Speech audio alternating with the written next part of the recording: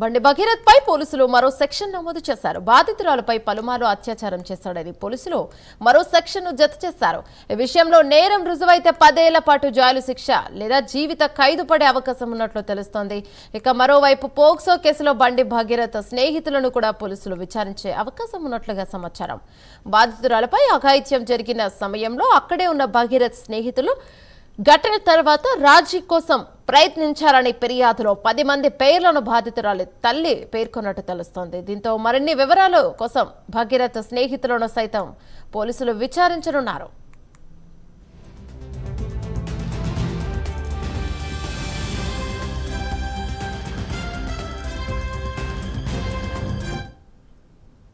దీనిపై మరింత సమాచారం మా కరెస్పాండెంట్ హరికృష్ణ అందిస్తారు. హరికృష్ణ, చెప్పండి, అసలు ఎఫ్ఐఆర్ నమోదైంది అని చెప్పారు, మళ్ళీ ఇన్ని రోజుల తర్వాత ఇంకొక సెక్షన్ యాడ్ చేయడం ఎలా చూడాలి?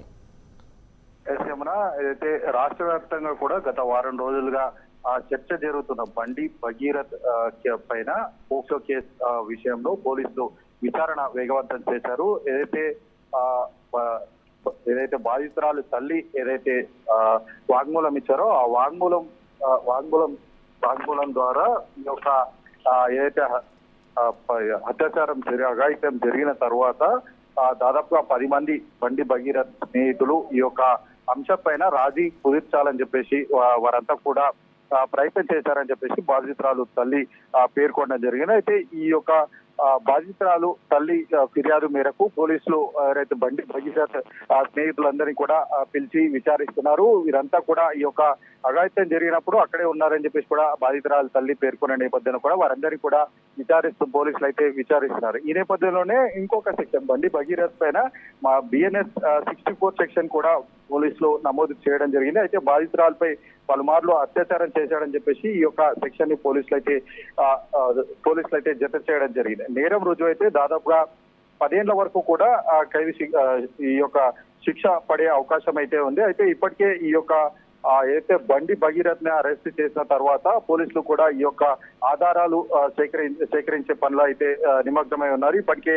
ఈ ఆధారాలపై సిట్ అధికారి ఇతర ఉన్నతాధికారులు సమీక్ష కూడా నిర్వహించారు. బండి భగీరథ్ నుంచి కూడా ఈ యొక్క ఐఫోన్ స్వాధీనం చేసుకుని ఫోరెన్సిక్ ల్యాబ్ కి అయితే పంపించడం జరిగింది. బాధితురాలు తల్లి ఇచ్చిన వాంగ్మూలం, అదేవిధంగా చేసుకొని బండి భగీరథ్ అయితే ప్రశ్నలు సంధించనున్నారు. ఇప్పటికే దీనికి సంబంధించి ఏదైతే వాంగ్మూలం మొత్తంగా కూడా ఫోరెన్సిక్ ల్యాబ్ కి అయితే పంపించడం జరిగింది. ఇక బండి భగీరథ్ ని కూడా 10 రోజుల పాటు ఈ యొక్క పోలీసుల కస్టడీకి కోరే అవకాశం అయితే ఉన్నట్టుగా అయితే సమాచారం అందుతుంది. ఏదైతే బండి భగీరథ్ అరెస్టు హడావిడిగా